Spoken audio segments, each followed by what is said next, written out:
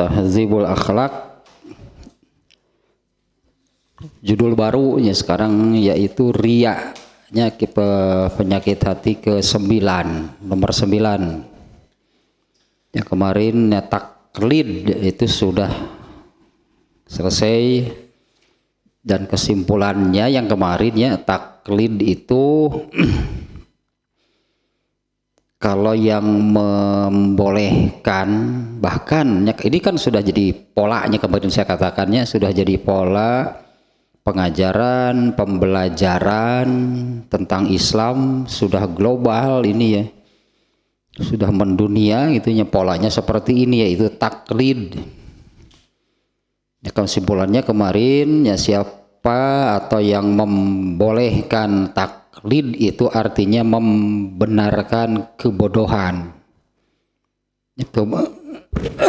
membenarkan kebodohan umat Islam tentang ajaran agamanya sendiri. Itulah yang membolehkan taklid itu artinya membenarkan kebodohan umat Islam tentang ajaran agama Islam, agamanya sendiri. Ya, apalagi ya, ada yang mewajibkan gitu, malahnya apalagi yang mewajibkan taklid, ini kerusakan terbesar gitu ya, yang atau perusak, bukan kerusakan, perusak terbesar itu untuk fitrah dan akal manusia. Fitrahnya gitu kan menuntut beragama yang benar, dan akalnya juga tidak menemukan gitunya apa yang harus dipikirkannya, karena taklid itu pasti doktrin jadinya. Dan inilah cara itunya, cara paling kejam gitu ya, taklid itu cara paling kejam itunya dalam meruntuhkan pondasi keimanan. Itulah kemarinnya kesimpulannya tentang taklid, tentu amat sangat berbahaya ya, karena Islam diturunkan itu untuk memberantas kebodohan ya, karena aslinya manusia kan bodohnya dalam hari ini, bodoh dalam hal akidah, bodoh dalam hal Tuhan, bodoh dalam hal perkara-perkara gaib, pasti itunya. Nah, Allah lah yang menurunkan ilmunya. Nah, sementara kalau dengan taklid ini malah diputus gitu kan, antara seseorang itu dengan ilmu, dengan ajaran Islam yang sesungguhnya. Dan orangnya lagi gitunya yang menjadi penyakit hatinya itu karena iya saja gitu kan, yang taklid itu kan bagai kerbau dicocok hidung, iya ya, tanpa, jadi tidak kritis mungkin bahasa kitanya ya, tidak kritis itu, tidak menanyakan mengapa begini, mengapa begitu, mana dasarnya yang jelas. Nah, yang baru lah sekarang ya, riya. Ini nanti panjang nih, riya ini cukup panjang pembahasannya. Riya itu dari atau kata dasarnya, riya sendiri ini arti kata riya gitu ya, ini ke dalam bahasa Arab riya itu kata dasar, masdar atau kata dasar dari ro'a yaro. Dalam hal ini maknanya adalah azhar ta'lahu khilafa ma anta alaihi, menunjukkan gitunya, memperlihatkan sesuatu kepada orang lain, khilafa ma anta alaihi, berbeda dari yang sesungguhnya. Ini mana bahasa dulu ya, mana bahasa gitu ya. Memunculkan, memperlihatkan kepada orang lain sesuatu yang berbeda dengan yang sesungguhnya. Itunya makna secara bahasa gitunya riya itu demikian. Yang memperlihatkan, menunjukkan sesuatu kepada orang lain itu berbeda dengan yang sesungguhnya. Berarti ya jelas di sini ada apa namanya ya, kalau secara makna bahasa di sini ada kebohongan berarti. Ya, karena yang ditunjukkan itu bukan yang sesungguhnya. Nah, orang yang ria hanya al-muroi, bahasa Arab orangnya gitunya, al-muroi, orang yang ria, orang yang demikian tadinya, orang yang menunjukkan sesuatu berbeda dengan yang sesungguhnya. Khayyala ilan nasi annahu mukhlisun muti'un lillahi wa innahu min ahlid dini walaisa kadzalik. Ya, orang yang ria itu mengesankan, itulah dia ini mengesankan kepada orang. Nah, artinya mengesankan kepada orang itu supaya orang itu memiliki kesan, memiliki kesimpulan lah itunya, supaya orang lain itu mengesankan kepada orang lain bahwa dia itu orang yang ikhlas, orang yang taat kepada Allah. Jadi ya yang dia membuat bahasa kitanya menanamkan image gitu kepada orang, ya, mengesankan kepada orang gitunya, supaya orang ya itulah memiliki image, memiliki kesan, memiliki kesimpulan bahwa dia itu orang yang ikhlas, orang yang taat kepada Allah. Wa innahu min ahlid din, dan dia itu ya dikesankan agar disimpulkan, agar tertanam pada orang lain image gitunya, bahwa dia itu seorang yang ahli agama, seorang yang soleh lah gitu intinya. Walaisa kadzalika, padahal upit.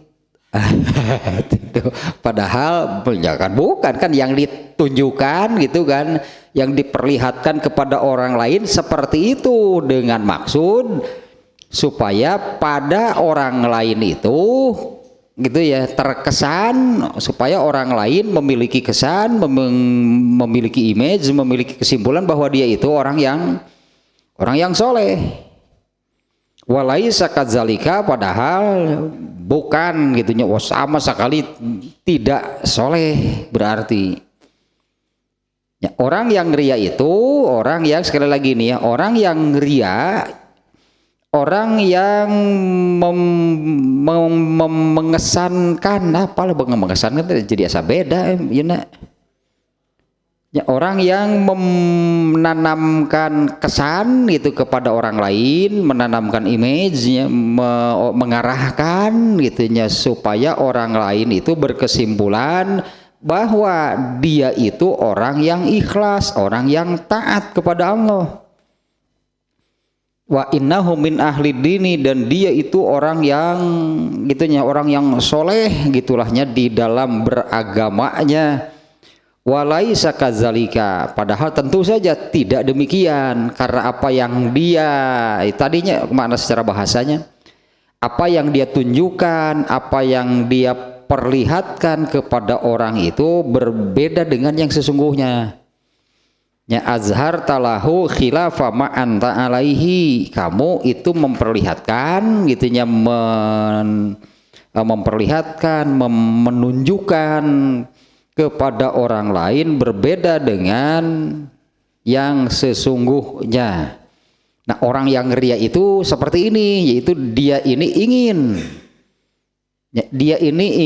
gitu mengesankan kepada orang lain, dia itu ingin bahwa orang lain itu melihatnya sebagai orang yang soleh gitu intinya, orang yang soleh, orang yang ikhlas, orang yang taat kepada Allah. Ya, padahal tentu saja tidak demikian. Nah sekarang makna riya secara syar'i, ya makna riya secara syar'i biasanya ada juga pembagiannya itu makna riya secara bahasa, makna riya secara istilah. Ada lugotan, ada istilahan gitu. Ar-riya'u lugotan, riya menurut makna bahasa. Kemudian riya menurut makna istilah, ini yang kemudian suka disebut definisi dari riya itu adalah ar-riya'u syar'an, makna riya, makna istilah, makna syar'i atau definisi riya adalah iradatu naf'id dunya minal makhluqi bi amalil akhirati au bidalilihi, menghendaki, menginginkan, mencari keuntungan dunia dari makhluk. Nah, berarti kan ini sudah bukan karena Allah ya, tapi karena makhluk pasti manusia lah mencari keuntungan dari yang lain masa. Demual ayat tuh ya, misalnya seorang gembala kambing gitu sholat terus mencari keuntungan dari sesama makhluk, yang ada di situ apa? Enggak, cek domba ya, teh sholat boge kemana? Teh sholat oke. Ini dari sesama manusia gitu ya, menghendakinya mencari keuntungan dunia, keduniaan itu hal yang diinginkan, yang dikehendaki, yang dicarinya.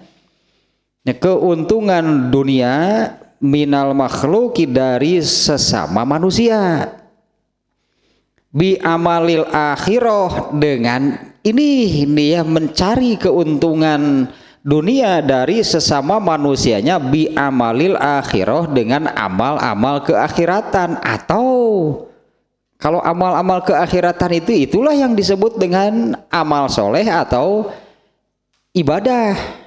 Semestinya gitu kan, amal tersebut itu kalau dilakukan itu amal soleh yang dilakukannya, itu ibadah. Di mana amal soleh atau ibadah itu apabila dilakukan seharusnya dapat pahala dari Allah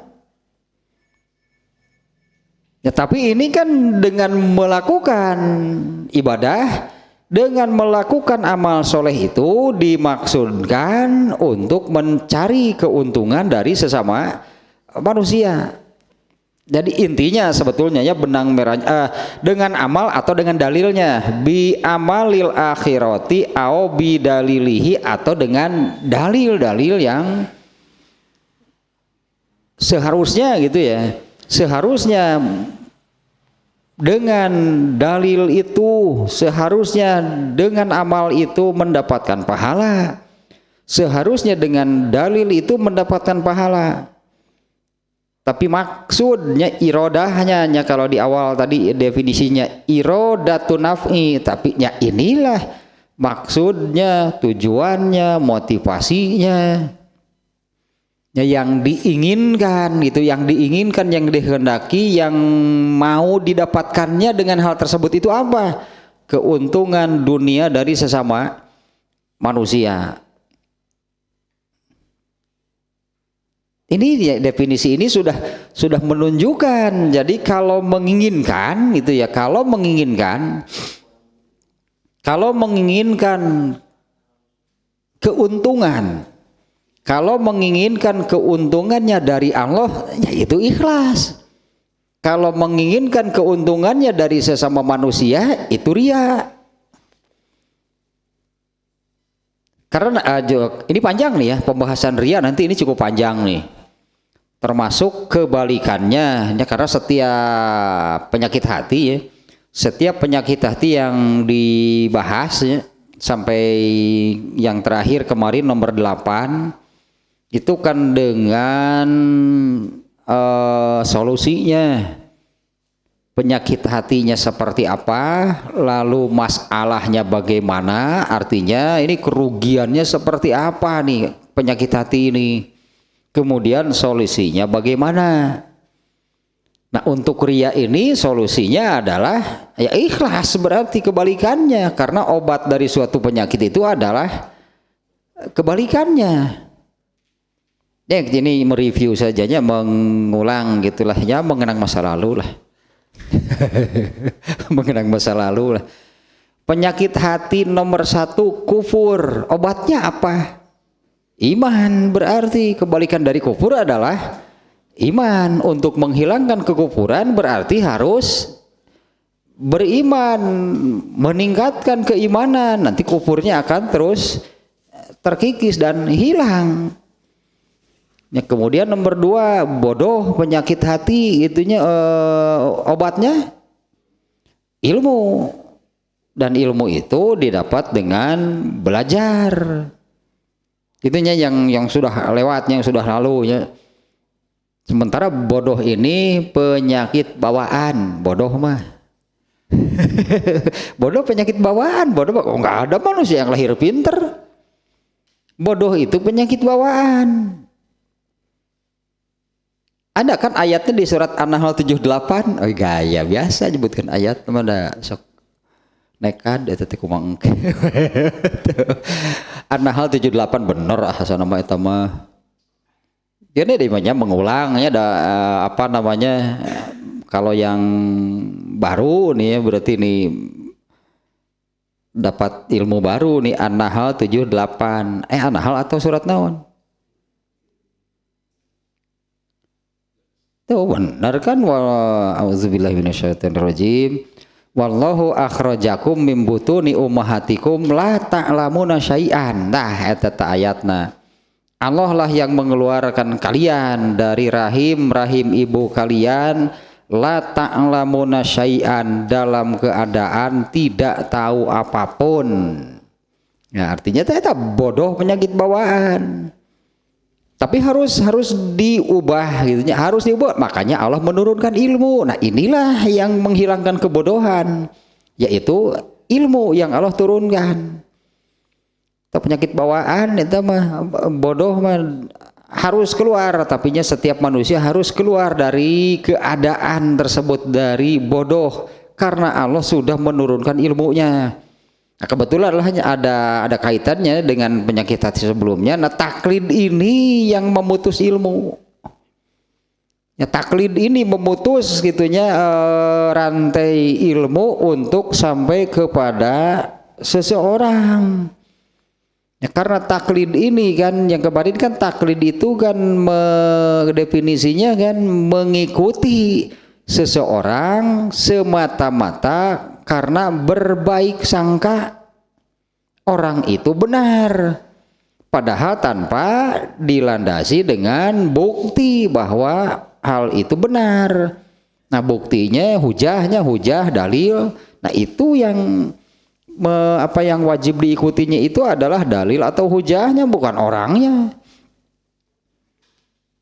Nah, kalau taklid itu kan tanpa dilandasi dengan dalil atau hujah yang benar, eta yang memutus rantai gitunya apa namanya, berkesinambungannya Islam kepada manusia dan seterusnya lah gitunya. Nah, bahwa penyakit hati ya penyakitnya, obat dari penyakit, dari semua penyakit hati itu adalah kebalikannya. Nah, nanti ini kebalikan dari riya itu adalah ikhlas. Kalau riya definisinya seperti ini, menginginkan, mencari, menghendakinya keuntungan dunia dari sesama manusia. Semestinya berarti kan yang benar gitu ya, dengan ibadah, dengan amal soleh yang dilakukannya, menginginkan keuntungan, mengharapkan keuntungannya itu dari Allah, bukan dari sesama manusia. Nah, nanti keuntungan gitunya, keuntungan dari Allahnya itu apakah keuntungan di akhirat atau keuntungan di dunia?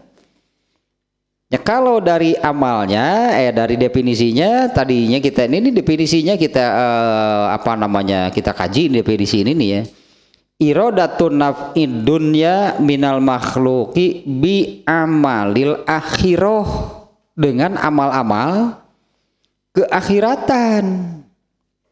Ya, artinya yang pokok berarti yang pokoknya dengan amal yang kita lakukan itu keuntungan, untung. Jadi pasti kalau beramal itu beruntung. Ya kalau beramal soleh, kalau beribadah itu pasti beruntung. Nah, orang yang ria itu adalah orang yang mencari keuntungannya dari sesama manusia. Keuntungan yang dicarinya itu dengan amal-amal keakhiratan. Jadi yang pokok itu dalam orang yang ikhlas, berarti kebalikan dari rianya, orang yang ikhlas dengan amal solehnya, dengan ibadahnya, dengan amal-amal keakhiratannya itu mestinya mengharapkan keuntungan dari Allah di akhirat. Yang mengharapkan keuntungannya itu dari Allah. Keuntungan apa?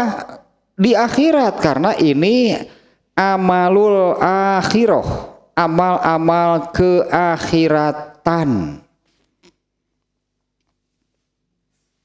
Itu yang pokok, berarti yang ikhlas itu adalah mengharapkan balasan, artinya ya, mengharapkan balasan, mengharapkan keuntungannya itu dari Allah dan di akhirat gitu. Keuntungan itu nanti di akhirat, atau kalau dengan kata lain setiap kali, artinya setiap kalinya, setiap kali beribadah, setiap kali beramal soleh yang diinginkannya itu adalah surga. Ya ketika beribadah, beramal soleh itunya mengapa gitu, mengapa mau beribadah, mengapa mau melakukan amal soleh. Dengan beribadah, dengan melakukan amal soleh itu saya mengharapkan, saya menginginkan surga. Tah itu ikhlas, karena surga itu pasti dari Allah, bukan dari sesama manusia. Dan surga itu adanya di akhirat. Bagaimana kalau dengan amal soleh tapi mengharapkan keuntungannya dari Allah? Beramal soleh, beribadah, mengharapkan keuntungannya dari Allah, tapi untuk di dunia, boleh nggak? Lebar berarti itu lebar itu kalau dengan ibadah yang nilainya luar biasa kan. Ya, ibadah yang namanya ibadah, yang namanya amal soleh itu kan nilainya itu luar biasa. Ya kecontohan ya teh lah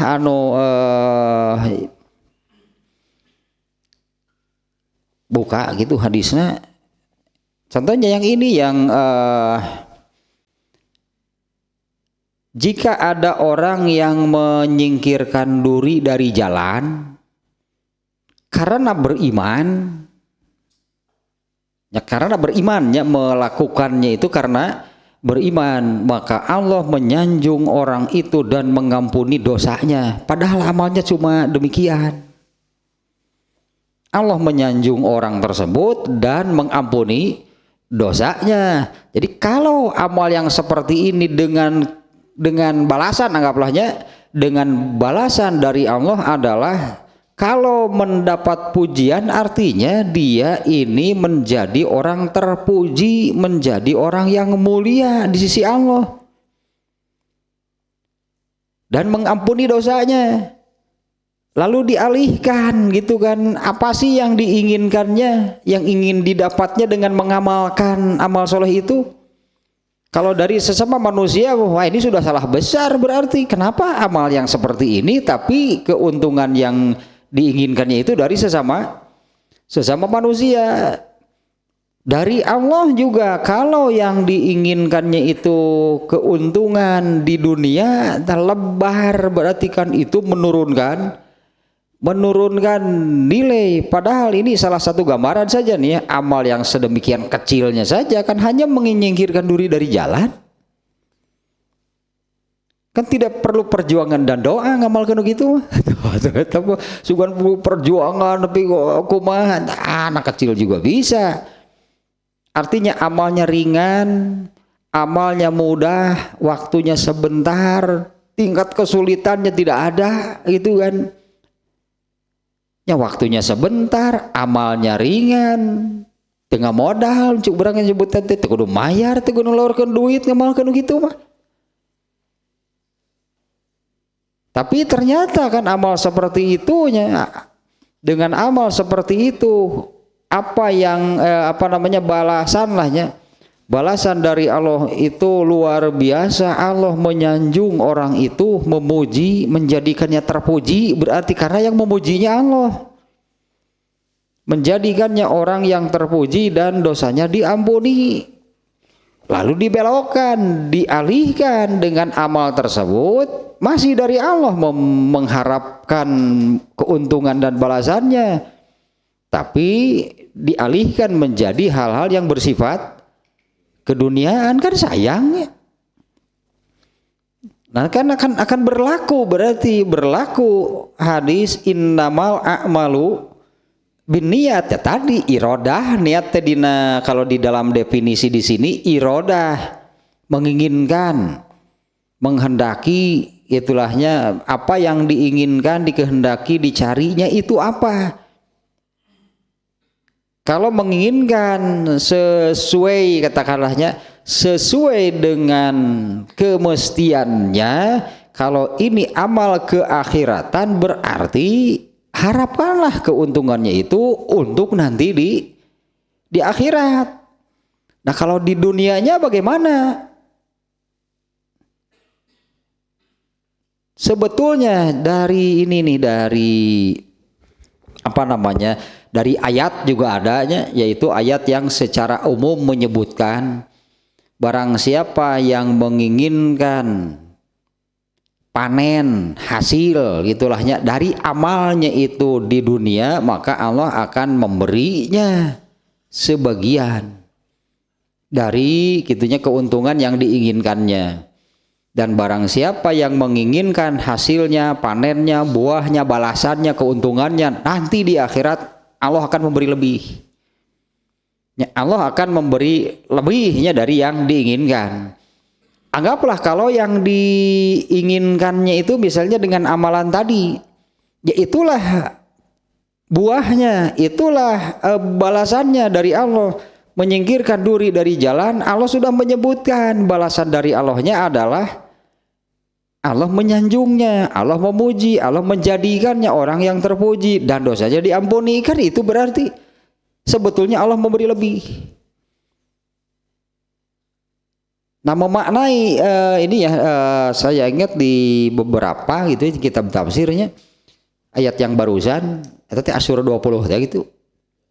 Ya, surat Asyura ayat 20. Tuh bener wae dua kali ya.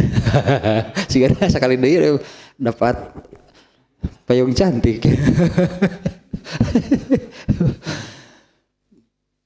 Man kana yuridu harsad dunya gitu kan ayatnya. Harsal akhirah dulunya yang disebutnya. Man kana yuridu harsal akhirah nazid lahu fi harsihi wa man kana yuridu harsad dunya nu'tihi minha fama lahu fil akhirati min nasib. Eta rugi pisan kalau dibelokkan gitu ya, diubah. Barang siapa menginginkan harsa di dinya teh, harsa teh artinya panen gitu, panen hasil keuntungan untuk di akhirat, maka Allah akan nazid lahu fi harsihi, keuntungannya itu akan Allah tambah lebih, berarti dari ada keuntungan di luar apa yang sudah Allah janjikan karena Allah memberi lebih. Dan di contoh barusan gitunya ini untuk amalan-amalan yang memang disebutkan balasannya gitu, pahalanya apa? Yaitu kalau membuang duri dari jalannya karena beriman itu Allah memujinya dan mengampuni dosa-dosanya. Sebetulnya yang Allah berikan itu lebih dari sekedar yang Allah sebutkan. Itunya lebihnya apa? Kalau untuk yang menginginkan akhirat, maka dunianya pasti diberi. Tapi bagi yang menginginkan hasilnya itu di dunia, nah itu lanjutan ayatnya. Waman yuridunya kan itu teh. Waman yuridu harsad dunya, barang siapa yang keuntungan gitu nyala hasil panen keuntungan dari amalnya itu untuk di dunia, nu'tihi minha, kami akan memberikan di dunia. Fama lahu fil akhirati min nasib, tapi di akhirat jangan jangan tong nagih naon berarti. Fama lahu fil akhirati min nasib itu tidak ada baginya di akhirat nanti bagian. Jadi di akhirat nggak ada bagiannya dari amalnya itu, mana kan sudah oleh Allah diberikan. Ketika di dunia, karena kan ketika melakukannya itu memang kita menginginkan untuk kehidupan dunia, ya sudah diberikan oleh Allah di dunia. Di akhirat tong nanyakeun deui. Ya berarti ketika di akhirat ya jangan menanyakan lagi ini mana pahalanya, ini malah balasannya. Apaan sih kalau teh lain keur di dieu, pan baheula teh. Artinya bukan untuk di akhirat, kan dia beramal itu kan hasilnya, buahnya, keuntungannya, balasannya itu untuk di dunia oleh Allah pasti diberikan. Nah, kembali lagi ini ke sini nih. Ya definisinya nih ya, irodatu naf'id dunya minal makhluk, menginginkan, menghendaki, mencari, ya gitulahnya, sekitar itulahnya, keuntungan dunia minal makhluk, dari sesama manusia. Mencari hal tersebutnya itu bi amalil akhirah, dengan amal-amal keakhiratan. Kan amal-amal keakhiratan itu adalah yang disebut dengan amal soleh atau ibadah. Dengan beribadah gitu, melakukan ibadah, melakukan amal soleh, tapi motivasi, mungkinlahnya bahasa kitanya, motivasi, dorongan melakukannya itu ya untuk mencari keuntungan dunia dari sesama manusia. Laksud pisan ieu mah. Kalau yang tadinya amal soleh, mengharapkannya dari Allah juga nih. Mengharapkannya dari Allahnya, bukan dari sesama manusia. Itu bukan ria. Karena ria itu mengharapkannya dari sesama manusia. Ini mengharapkannya dari Allah, tapi mengharapkan kepada Allahnya itu keuntungannya Allah berikan di dunia, ya oleh Allah diberikan ketika di dunia. Itu tidak ria, bukan ria, hanya lebar pisan gitulahnya, amat disayangkan. Padahal satu amal kecil saja, contohnya yang barusan, luar biasa kan, dari Allah dapat dua lah gitunya, menyingkirkan dari jalan itu, Allah menyanjungnya dan mengampuni dosa-dosanya. Dibelokkan gitu dari janji Allah yang seperti ini ke Allah teh, ayeuna lah keur di dunia, ya diberikanlah di dunia. Maka ampunan dari Allahnya ada enggak? Apa nih, sudah diganti gitu, bayaran, anggaplah bayaran, upah gitunya, balasan itu dari Allahnya itu, ya Allah menjanjikan pujian dan ampunan, dia malah menginginkan motor. Eta motorna hanya artinya janji ampunan dari Allahnya enggak ada, karena dia itu menginginkan hal yang lainnya di dunia. Maka di akhirat tadi atau tong nagih doi mun di akhirat tuh, maka famalahu fil akhirati min nasib, tidak ada baginya bagian di akhirat. Ya, sekali lagi nih ya, iradatu naf'id dunya, menginginkan keuntungan dunia minal makhluk, dari sesama makhluk atau dari sesama manusia, bi amalil akhirah, dengan amal-amal keakhiratan, au bi dalilihi, ya, atau dengan dalil. Jadi dalil gitulahnya, bisa amalnya yang dijadikan alat, sebetulnya jadinya ya, dijadikan alat itu untuk mencari keuntungan dari sesama manusia, atau dalilnya ya, atau dalil, menggunakan dalil untuk mencari keuntungan dari sesama manusia, bisa dengan amalnya, bisa juga dengan dalilnya. Artinya lebih luas, berartinya ria itu bukan hanya sekedar dengan amal, tapi bisa juga, termasuk juga kalau mencari keuntungan dari sesama manusianya itu menggunakan dalil keakhiratan, atau dalil untuk beramal soleh, dalil untuk beribadah, dijadikan alat itu untuk mencari keuntungan dari sesama manusia. Kama fi alatiriyanya, itu sebagaimana ada dalam hal alat apa saja, artinya dengan hal apa saja, atau alatnya apa saja alat seseorang itu untuk ria, nanti di depan alaturya judul nanti, alatnya alat ria, artinya yang alat yang suka digunakan untuk ria. Ya, 1 badan, 2 pakaian, 3 ucapan, 4 amal, yang kelima followers. Aslina ya itu follower, like and subrek teh pokoknya mah. Oh, eta ge aya dijadikan alat eta oge. Kan itu untuk memperbanyak subbreaker eta. Ayeuna mah memang caranya seperti itu kan, ayeuna zamannya modelnya kan seperti itu. Jadi ya iyalah, iya perbanyak followers kita eta nu bieu tah. Pokoknya mah jangan lupa guys lah. Jangan lupa guys, like and subrek pokoknya lah.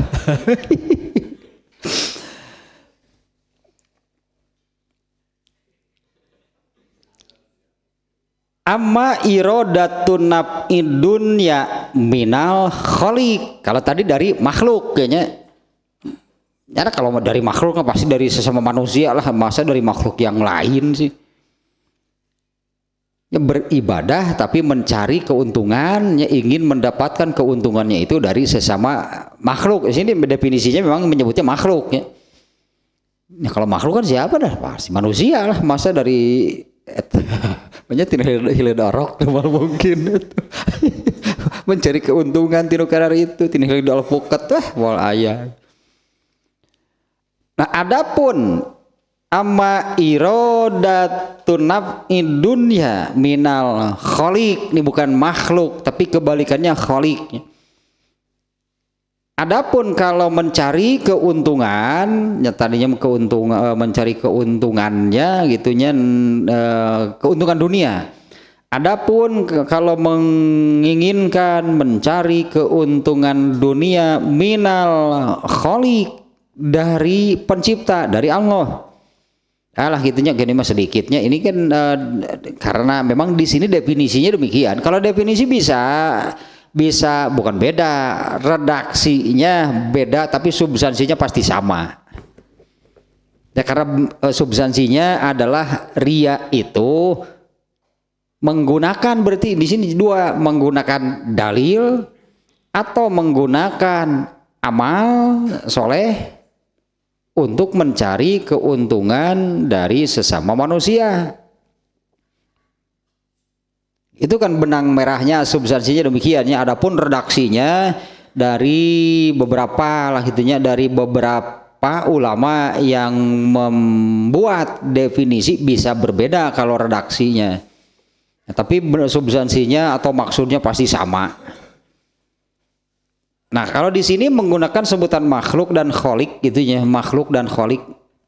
Ya makanya telah arti eta tanya sedikitnya. Kholik dan makhluk itu dua-duanya kata jadian. Kalau kholik itu isim fa'il namanya, kalau makhluk itu isim maf'ul.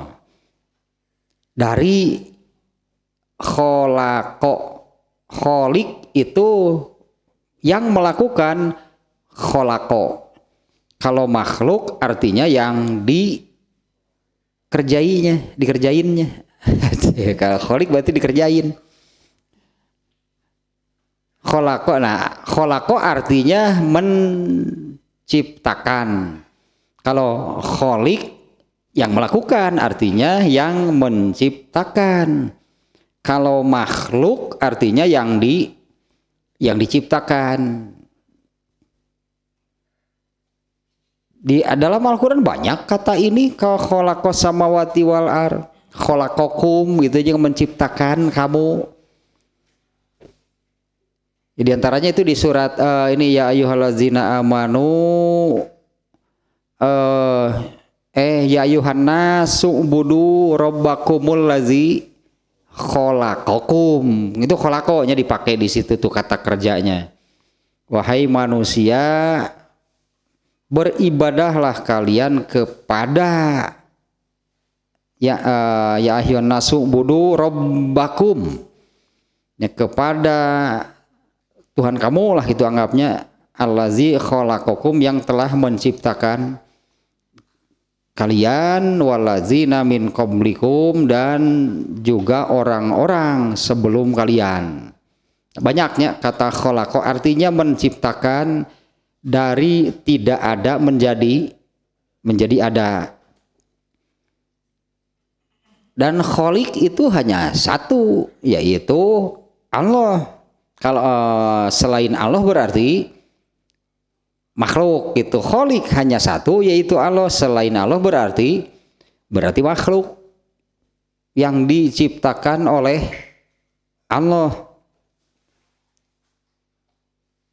Nah, di mana dari sini lah gitunya, dari hal ini kemudian memunculkan yang diciptakan oleh Allah itu menghamba kepada penciptanya, yang diciptakan itu menghamba kepada penciptanya.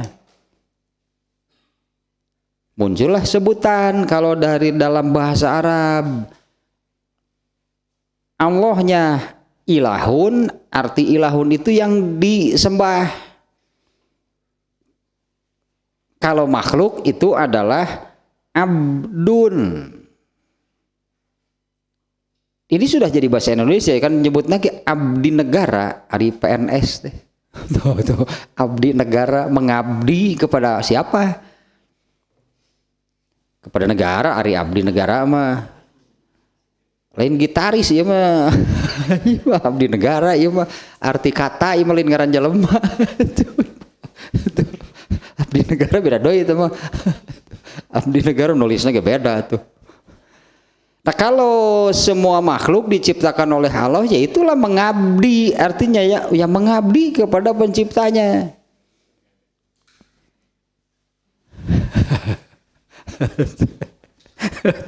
Jadi saya keluar dari Megadeth, aduh iya. Keluar dari sial, aduh. Lihat kan ini Pak. Nah, adapun kalau dengan amal keakhiratannya, karena riya itu adanya pada amal yang demikian, amal keakhiratan, atau amal keakhiratan itu sebutan lah gitunya, sebutan atau nama lainnya itu adalah yang tadi amal soleh atau ibadah. Nah, artinya kan dengan beribadah, dengan beramal soleh, tapi keuntungan yang diharapkan gitu dari ibadah atau amal solehnya itu keuntungan dunia, mengharapnya dari Allah bukan dari sesama manusia. Nah, kalau mengharapnya dari Allah, ini bukan ria. Sebutannya berarti kan mengalihkan gitunya dari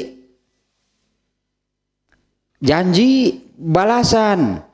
Janji balasan dari Allah itu, ibadah itu untuk keuntungan akhirat. Adapun keuntungan dunianya itu satu, itu talazum, bahasa Arab nama. Itu satu kepastian yang tidak bisa dipisahkan berdasarkan ayat tadi.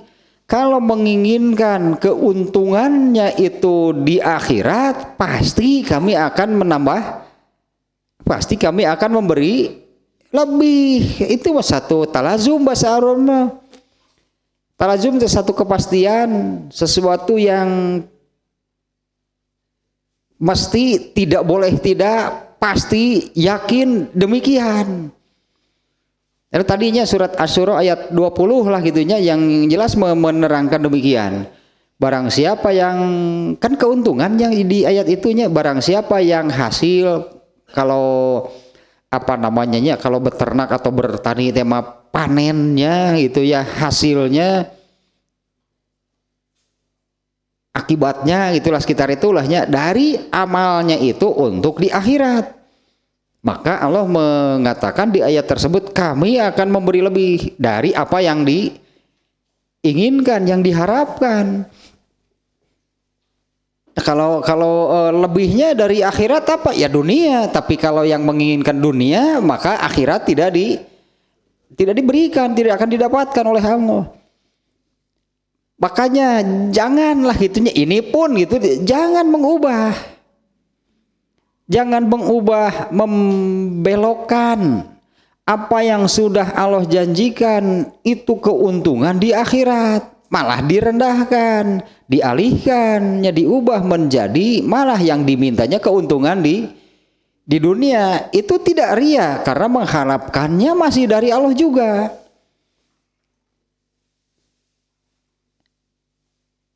Tapi malah mengharapkan sesuatu yang pasti, sebetulnya tadi kan itu pasti akan diberikan, pasti akan ditambah dengan keuntungan dunia. Ya, oleh Allah itu pasti. Kalau beribadah dengan hanya mengharapkan balasan dari Allah untuk di akhirat, maka Allah menjanjikan untuk di dunianya itu satu kepastian. Itu satu kemestian, ya, talazum, pasti seperti itu. Ini malah jadi anggap kalau tadi keuntungan kalau menyingkirkan duri dari jalan itu apa? Keuntungannya yang balasan, keuntungannya yang Allah janjikan itu adalah menjadikannya orang yang terpuji, mulia lah itunya, dan dosanya diampuni. Nah, kalau untuk di dunianya apa? Datanya memang tidak menyebutkan, tapi satu kepastian bahwa untuk di dunianya pun ada yang Allah berikan, meskipun memang tidak menyebut secara eksplisit di situnya. Kalau untuk di dunianya apa? Memang enggak, tapi satu kepastian. Pasti itunya, yakin. Nah, berarti yang namanya ikhlas yang sesungguhnya itu adalah, ya harapkanlah, maksudkanlah dari setiap amal soleh dan ibadah yang dilakukannya itu untuk mendapatkan balasan, keuntungan dari Allah di akhirat, itu surga. Untuk di dunia tong kudu ditagih karena itu satu kepastian. Dan kalau untuk di dunianya kan memang Allah tidak menyebutkan apa, ya nggak tahu, tapi pasti Allah juga memberinya keuntungan di dunia. Jangan dialihkan, dibelokkan, direndahkan, malah memintanya kepada Allah itu yang sudah pasti Allah berikan, yaitu untuk di dunia. Hilanglah ya apa yang Allah janjikan untuk di akhirat itu innamal a'malu binniyat. Hanyalah setiap amal itu tergantung, yaitu niat, maksud, motivasi itunya melakukannya apa? Mengharapkan, menginginkan keuntungan dari Allah di dunia, diberi oleh Allah di dunia. Ayatnya juga jelas ya, tapi jangan minta apa-apa nanti di akhirat. Famalahu fil akhirati min nasib, nggak ada baginya di akhiratnya bagian apapun. Kalau yang beralih motivasinya, niatnya, keinginannya itu mencari keuntungan, ya kalau keuntungan akhirat tuh ada bal ayat tuh dari sesama manusia. Kalau dari sesama manusia pasti keuntungan dunia, masa ada keuntungan akhirat dari sesama manusia? Mencari keuntungan akhirat artinya mengharapkan surga gitu dari sesama manusia. Yang diharapkannya saja belum tentu masuk surga. Dari orang minta kadinya, wah ini ripuh cek itu teh bener minta kadieu cenah urang ge can puguh ieu teh. Itu seperti contohnya yang ini yang ya teta, yang mencari, karena ini banyak dilakukan nih, yang mencari karomah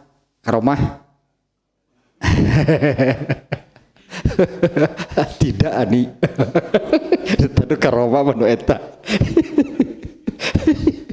Kalau yang mencari karomah ke makam orang tertentu yang dianggap orang-orang soleh, ini juga sudah global nih, artinya sudah mendunia nih hal seperti ini. Ini dari pernah ya, dari yangnya pernah ke sana ya. Imam Asy-Syafi'i itu kuburannya di Mesir. Ya, Imam Asy-Syafi'i sendiri padahal lahir bukan di Mesirnya. Imam Asy-Syafi'i itu lahirnya di Gaza, Palestina. Sampai sekarang Gaza kan tempatnya, daerah itu namanya sampai sekarang Gaza. Imam Asy-Syafi'i itu lahirnya di Gaza, tapi kemudian dikuburnya di Mesir. Nah, ternyata kan di Mesir pun sama, banyak orang yang mengunjungi makam Imam Asy-Syafi'i itu untuk mencari karomah disebutnya, bukan karomah. Aduh, itu mereka karomah. Banyak yang mencari ke, nah arti karomah apa? Karena ini memang ini ya yang dituju nih ya, yang dituju, yang dimaksudkan. Di kita juga berlaku kan dengan judul wisata religi. Berkunjunglah diantaranya ke makam-makam yang disebut wali. Wali Songo. Aduh, Wali Songo. Tapi lain disesak gantung lain dia mah. Wali Songo disesak gantung. Ting sedoso berarti Wali Songo eta mah. Nah, datang ke kuburan itu kan untuk mendapatkan, sebutannya mendapatkan karomah. Arti karomah itu kan kemuliaan. Ya, arti karomah kan kemuliaan, karim. Ya, karim itu mulia, itunya karomah kemuliaan. Nah, datang ke makam-makam tertentu.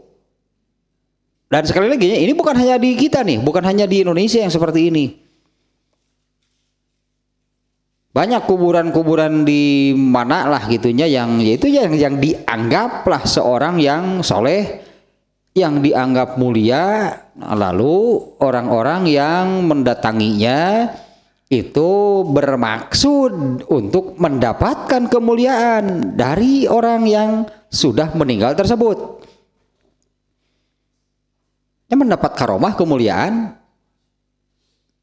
ini tentu yang dicari, yang diinginkan, tapi bukan dengan cara yang demikian ya. Artinya kan semua orang itu kan ingin menjadi orang yang mulia. Kalau Allah sendiri kan sudah menetapkan Yang paling mulia itu adalah yang paling bertakwa, bukan yang didapatkan dari orang yang sudah meninggal. Bahayanya, ini ada bahayanya ya. Dengan mendatangi kuburan tertentu dengan maksud, dengan tujuan. Nah, tadinya motivasinya apa? Ingin mendapatkan karomah, ingin mendapatkan kemuliaan. Dengan ritual tertentu lah tentunya yang dilakukan di makam tersebut, maka setelahnya merasa mendapat karomah dari kuburan tersebut. Kalau sudah merasa mendapat karomah, artinya sudah merasa mulia dirinya. Saya atuh aman guys gitu mah. Ya sudah aman karena dirinya kan sudah menjadi orang yang mulia, kan karomahnya sudah didapatkan. Sudah merasa mendapatkan karomah, sudah merasa menjadi orang yang mulia. Apa namanya? Muncul ujub dah sebetulnya ya. Muncul ujub. Kalau sudah merasa dirinya mulia, untuk apa beramal lagi? Nggak perlu, karena sudah menjadi orang yang ya kan beramal itu untuk menjadi orang yang bertakwa, dan yang paling mulia itu adalah orang yang paling bertakwa. Dengan cara seperti itu kemuliaan sudah didapat. Nanti enggak, saya tinggal cicing sila ipis sebutan teh. Buat apa beramal lagi? Nah, bahayanya ini melemahkan semangat beramal. Melemahkan semangat beramal karena merasa kemuliaannya itu sudah didapatkan dengan cara demikian. Padahal sama sekali enggak, tentu saja. Kalau kita meminta apa namanya barokah, meminta karomah, mungkin dari orang yang sudah meninggalnya itu, yang di dieu cenah aing ge butuh sedikit hese, yang di dieu cenah teu barina ge. Geus minta ka dieu. Jeung mana teu apalnya, saya pan bakhil keur hirup ge komo ayeuna. Aing geus dipentaan di geus maot wae hoyo dipentaan. Sia mah boro-boro keur hirup ka aing teh. Sia boro-boro keur hirup ka aing teh supaya ge hoyo we. Dipentaan lain ngirim sia ka dieu teh. Ya kan seharusnya orang yang meninggal itu butuh kiriman dalam tanda kutipnya. Orang yang sudah meninggal itu membutuhkan kiriman doa dari yang masih hidup, yang masih bisa berdoa, yang masih bisa beramal. Nah, orang yang sudah meninggal, hoyo kedatangan mangkaning sapoe sabaraha urang nu menta beak atuh cenah satu. Beak atuh aing kudu sabaraha urang ieu sapoe nu datang teh. Jeung eta teu apaleun burukan aing mah keur hirup lagi bakhil sih. Dor ayeuna ngeradak dermawan, eueuh ti dituna aing mah bawa ka sakabakaba. Maka bawa ka sakabakaba. Istiqomah ti hirupna keneh bakhil ayeuna komo aing mah. Geus paeh nu ki bakhil. Ada yang salah kaprahnya karena memang hal itu tidak dicontohkan tentu saja nya. Datang ke kuburan tertentu dengan maksud yang seperti itu tidak pernah terjadi di zaman Rasulullah SAW. Itu tidak pernah terjadi. Rasulullah tidak mencontohkan yang demikian. Nah, adapun orang yang sudah meninggal itu justru tadinya butuh gitu, memerlukan doa orang yang masih yang masih hidup, karena yang masih bisa beramal itu kan orang yang masih hidup. Bahkan dicontohkan kan oleh Rasulullahnya, oleh Allah, bukan oleh Rasulullah lagi. Oleh Allah dicontohkan dalam bacaan tahiyat. Karena bacaan tahiyat itu kan Allah yang menetapkan. Assalamu alaina, ya Allah limpahkanlah keselamatan kepada kami. Itu kan ya, assalamu alaina, kemudian wa ala ibadillahi sholihin, dan limpahkanlah keselamatan bagi hamba-hamba Allah yang soleh. Apa ini hanya untuk umat Rasulullah atau hamba yang soleh itu juga atau untuk umat sebelumnya? Kan hamba Allah di dinya teh hamba Allah yang soleh, artinya kita mendoakan. Bukan hanya hamba Allah, bukan hanya umat Rasulullah. Kalau hamba Allah itu berarti seluruhnya. Nah itu kan semestinya gitunya dicontohkan oleh Allah. Yang hiduplah yang mendoakan orang yang sudah meninggal. Nah eta lain hayo dikokosok situ geus maot. Keueuh di pentaan. Geus begang dan geus maot itu pusing aja. Pusing aja hayo didatangan marorenta ngirim si ka dieu teh. Nah kembali lagi sini nih ya, ini adapun kalau menginginkan mengharapkan keuntungan dunia juga nih ya, tapi dari Allah. Itu tidak ria, itu tidak termasuk ria. Ria itu menginginkan keuntungan dunia dari sesama manusia. Nah kalau adapun kalau menginginkan keuntungan dunia minal khaliq dari Allah bi amalil akhirahnya dengan amal keakhiratan, artinya dengan amal soleh, dengan ibadah. Tapi dengan hal tersebutnya yang diinginkannya itu adalah keuntungan di dunia. Falaisa biriyain, maka itu tidak termasuk ria.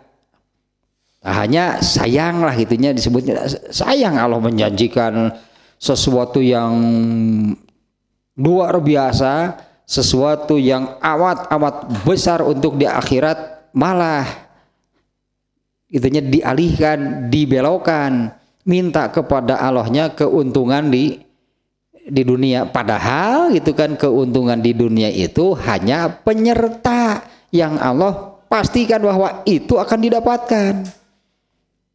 Kalau dengan ibadah atau amal solehnya itu betul-betul mengharapkan keuntungan di akhirat, keuntungan di dunia, itu sudah penyerta lah yang sudah Allah pastikan. Itunya penyerta yang sudah Allah pastikan bagi yang beramal soleh atau beribadah, dan dengan amal soleh atau ibadahnya itu mengharapkan keuntungan atau mengharapkan surga di dunia, mau kudu ditagih, itu satu kepastian. Anggaplah taetanya penyerta, sebetulnya penyerta yang Allah pastikan itu pasti di tadilah dalilnya ayat Asyura ayat 20. Kami akan memberinya lebih dari, kan di sini menyebut akhiratnya. Barang siapa yang menginginkan keuntungan akhirat, surga. Keuntungan akhirat itu adalah surga. Barang siapa menginginkan keuntungan akhirat atau menginginkan surga, pasti kami memberi lebih. Nah itu untuk di dunia oleh Allah pasti diberikan penyertanya. Da teu kudu ditagih henteu nu eta mah. Ya itu sebetulnya tidak perlu ditagih. Artinya lakukanlah amal soleh, lakukanlah ibadah itu seperti yang katakanlah yang Allah tetapkannya dengan contoh yang tadi. Kan Allah tidak menyebut-nyebut akan memberikan apa untuk di dunia, enggak. Membuang duri dari jalan karena beriman yang Allah janjikan adalah menjadikannya orang yang terpuji dan mengampuni dosa-dosanya. Itu kaitannya dengan akhirat. Menjadi orang yang terpuji oleh siapa? Waktu melakukannya nggak ada orang. Artinya terpujinya bukan oleh sesama manusia kan ya. Ini orang yang membuang duri dari jalan ketika tidak ada orang. Allah menjanjikan menyanjung, artinya memuji, menjadikan orang itu orang yang terpuji. Kan terpujinya di mata Allah, bukan terpuji di mata sesama manusia. Kalau terpujinya di mata sesama manusia, ya nantilah tunggu. Ketika melakukannya itu harus ada manusia yang melihat. Eta ya paku dihandap ke can aya jelema can aya jelema baru ningali mau kali cokot ya. Wae tutupan heula bisi kabur ku batur. Isuk kadinya deui. Nu ngaliwat kakara hiji lebarah. Kayak nu ningalina lamun ngaliwat rame. Jadi kan jangan terkait dengan sesama manusia ketika beribadahnya. Artinya ketika beribadah itu lepaskan gitu dari keterkaitannya dengan sesama manusia. Ibadah itu karena Allah. Ini yang dimaksud karena Allah itunya mengharapkan balasan, pahala, keuntungannya itu dari Allah. Kalau dengan sesama manusia, dasok araraneh jelema mah. Ya komentarnya, artinya komentarnya, pandangannya, sikapnya bisa berbeda. Ada nggak yang menganggap jelek kepada orang yang beribadah? Ayah, ari nu teu resepeun mah. Itu contohnya nu di Cikur. Nu di Cikur teh kanu teh emang resepeun kabeh itu teu. Malah ada kan yang berkomentar, komentar miring motor nama ikan digempesan. Nah gitu kalau dengan sesama manusia mana nggak semua gitu, tidak semua gitunya. Kalau menurut kita sakit orang teh bener itunya, tapi jangan anehnya gitunya. Kalau dengan sesama manusia paingan pantas ini salah satu kata mutiaranya dari Ali bin Abu Thalib. Aku telah merasakan segala macam, berbagai macam lah. Aku telah merasakan berbagai macam kepahitan hidup. Dan dari semuanya itu yang paling pahit adalah berharap kepada sesama manusia. Pika nyeriun artinya bukannya ada bohongan kalau kasaha itu semestinya berharap kepada siapa? Ya, artinya salah kalau berharap kepada sama manusia. Nyeri gitu tak ieu mah kata-kata dari Ali bin Abu Thalibnya. Aku sudah merasakan berbagai macam kepahitan hidup dan yang paling pahit di antara semuanya itu adalah berharap kepada sesama manusia. Apalagi ini kalau kaitannya nih ya dengan tadi kan amalul akhirah disebutnya, ya semestinya untuk akhirat lah. Jadi sebutannya ini kan amalul akhirahnya ketika beramal itu ketika beramal tersebut itunya harapkanlah keuntungannya itu untuk keuntungan di akhirat. Adapun keuntungannya balasan dari Allah untuk di dunia, itu sudah tidak perlu dipertanyakan lagi. Sudah tidak perlu dipertanyakan lagi karena itu satu kepastian. Selain untuk keuntungan di akhirat yaitu surga, Allah pun pasti akan memberikan balasan keuntungannya di dunia. Di bawah itu itunya yaitu yang mengharapnya dari Allah, tapi kitanya yang membatasi keuntungan yang kita inginkan dari Allah itu untuk keuntungan di dunia, tidak termasuk ria kan lebar gitu disebut nanti kegituan mah. Ya lebar karena kan itu sesuatu yang pasti kan didapatkan sebetulnya. Ini malah hanya menginginkan itu. Ya hilanglah apa yang Allah janjikan untuk di akhirat. Dan yang salah adalah kalau amalnya amal keakhiratan tapi mengharapkan keuntungannya hanya keuntungan dunia juga. Ya, tapi yang diharapkannya itu adalah hanya sekedar keuntungan di dunia, itu pun dari sesama manusia.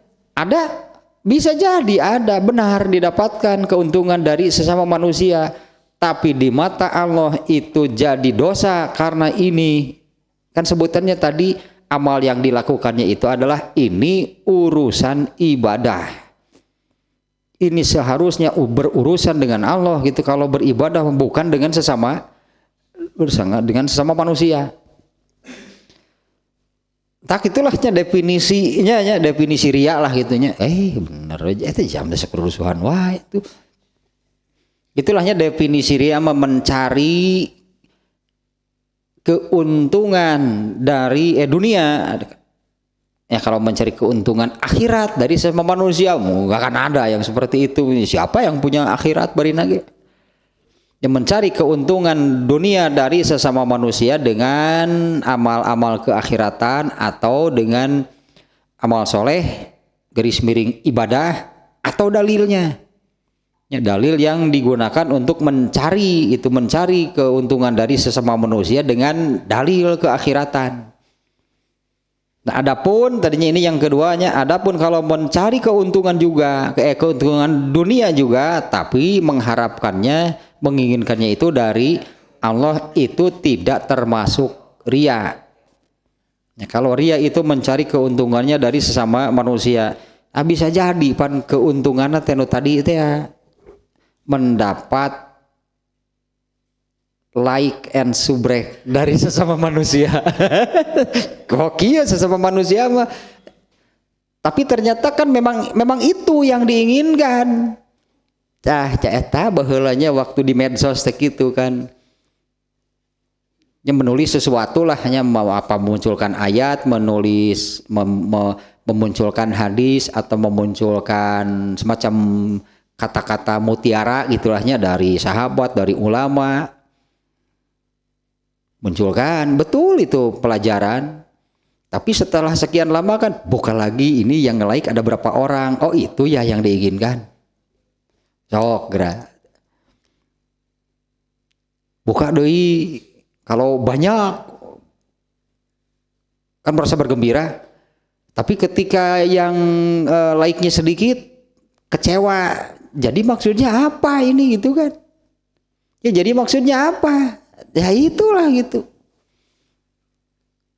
sesama manusia, yaitu like and subrek eta terus dilihat gitu followersnya berapa eta gitu. Pokoknya itu kan sesama manusia, karena kalau yang benar artinya ya, kalau benar yang ikhlas karena Allah itu ya yang tadilah apa ya, dengan amal soleh yang dilakukannya itu karena menginginkan surga.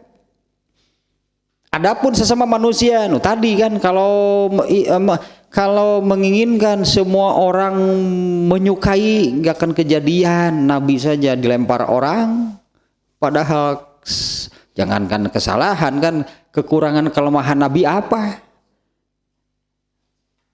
Ya Nabi malah ada yang meludahi, ada yang melempar, artinya gak akan kejadian kalau semua orang menyukai. Makanya bahasa persetan dengan manusia, saya ibadah ini kaitannya urusannya dengan Allah. Manusia mau berkomentar apapun, prinsipnya ya kalau dari ini kan penyakit hati nomor 4 dan 5, yaitu senang dipuji dan benci dicela, dikritik. Mestinya kan kalau beribadah itu kaitannya dengan Allah. Adapun manusia mah pek bae rek dipuji teu atoh, dipoyok teu nyeri hate, terserah artinya kan urusan mereka, karena ibadah ini urusannya dengan Allah. Artinya kalau mau ada yang memujinya, terserah, memang dia inginnya memuji. Itu dipuji teu atoh, dipoyok teu nyeri hate, terserah mereka mau ngomong apa. Inilah itu yang namanya ikhlasnya hanya dengan Allah, hanya mengharapkan balasan dari Allah, bukan dari sesama manusia.